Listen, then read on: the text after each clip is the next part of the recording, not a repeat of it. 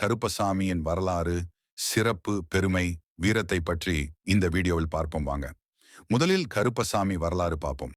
தமிழ்நாடு என்பது சைவமும் வைணவமும் செழித்து விளங்கிய பூமி. 1000 ஆண்டுகளாக மக்கள் தங்களின் குடும்ப மூதாதையர்களையும் குல தெய்வங்களையும் போற்றி வழிபட்டு வருகின்றனர். அந்த மரபில் கருப்பசாமி மிகச் சிறப்பான இடத்தை பெற்றவர். கருப்பசாமி முதலில் வீரராக வாழ்ந்து சத்தியத்தை பாதுகாத்து பொய்யை ஒடுக்கி அநீதிக்கு எதிராக போராடிய வீரராய் மாறினார். அவருடைய வாழ்வின் போது அவர் அடக்க முடியாத சக்தியாக இருந்து கிராமங்களை காக்கும் காவலராக மாறினார். அவர் மறைவுக்கு பின்னர் மக்கள் அவரை முனீஸ்வரன், காவல் தெய்வம், கருப்புசாமி என்று அழைத்து வழிபடத் தொடங்கினர். தமிழ்நாட்டிற்கு கருப்பசாமி எப்படி வந்தார் தெரியுமா? பழங்காலத்தில் வட இந்தியாவின் வீரர்கள் தெற்கு பகுதிகளுக்கு சென்றனர். அந்த வழியில் பல யோகிகள், சித்தர்கள், வீரர்கள் தமிழ்நாட்டில் தங்கிவிட்டனர். கருப்பசாமி அவர்கள் ஒருவராக தென்னகத்தில் வந்ததாக புராணங்களில் கூறப்படுகிறது. அவர் முதலில் மதுரை அருகே உள்ள கிராமங்களில் தங்கி அங்கு நீதியும் ஒழுக்கமும் நிலைநாட்டினார். காலப்போக்கில் மக்கள் அவரை காவல் தெய்வமாக மாற்றிக்கொண்டனர். மதுரை, இராமநாதபுரம், திருநெல்வேலி, தேனி, தூத்துக்குடி ஆகிய மாவட்டங்களில் அதிகமாக கருப்பசாமி கோயில்கள் காணப்படுகின்றன.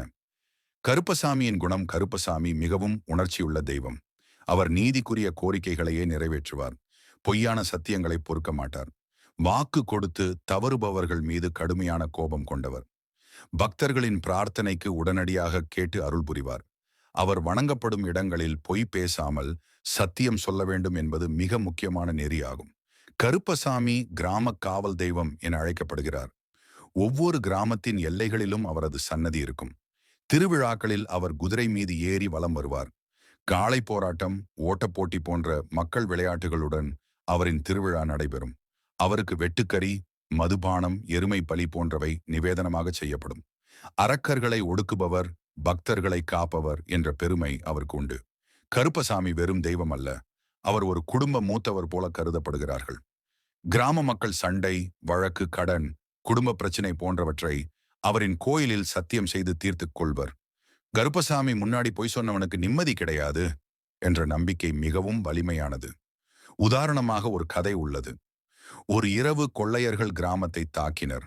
பெண்களையும் குழந்தைகளையும் அச்சுறுத்தினர். அந்த சமயம் அந்த வீரன் கருப்பு குதிரை மீது வாளுடன் தோன்றி ஒரு புயல் போல அவர்களை விரட்டினார். இனிமேல் இந்த கிராமத்தின் எல்லைக்குள் காலடி வைக்கக்கூடாது என்று அவர் சத்தியம் செய்து விட்டார். அதன் பின் கொள்ளையர்கள் அந்த கிராமத்தை ஒருபோதும் தொடக்கூடவில்லை. ஒருமுறை கிராமத்தில் 2 குடும்பங்களுக்கு இடையே நிலம் தொடர்பான சண்டை எழுந்தது. அவர்கள் நீதிபதி முன்னால் போகவில்லை. கருப்பசாமி கோயிலுக்கு சென்று சத்தியம் செய்தனர். ஒவ்வொருவரும் தங்கள் நிலம்தான் என்று சத்தியம் சொன்னார்கள். ஆனால் பொய்யாக சொன்ன குடும்பம் திடீரென கடுமையான துயரம் அனுபவிக்க தொடங்கியது. அதன் மூலம் கிராம மக்கள் அனைவரும் உண்மை வெளிப்பட்டது என்று நம்பினர். அந்த நாளிலிருந்து மக்கள் கருப்பசாமியை மிகுந்த பக்தியுடன் வழிபடத் தொடங்கினர். அவருக்கு தனி ஆலயம் எழுப்பினர். ஆண்டுதோறும் சித்திரை மாதத்தில் அவரின் திருவிழா நடத்தத் தொடங்கினர். அவரின் திருவிழா இரவு முழுவதும் பாடல், கலை, பறை, நாட்டுப்புற கலைகள் என நடைபெறும். இவ்வாறு கருப்பசாமி தமிழ்நாட்டில் நீதியின் அடையாளமாகவும் உண்மையின் காவலனாகவும் விளங்குகிறார். அவரின் பெருமை என்னவெனில், அவர் உண்மையான பக்தர்களுக்கு உடனடியாக காப்பாற்றும் சக்தி.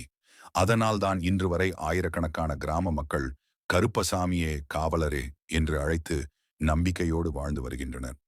இது மாதிரி தகவலுக்கு NV Story Tamil channel subscribe பண்ணுங்க. நன்றி, வணக்கம்.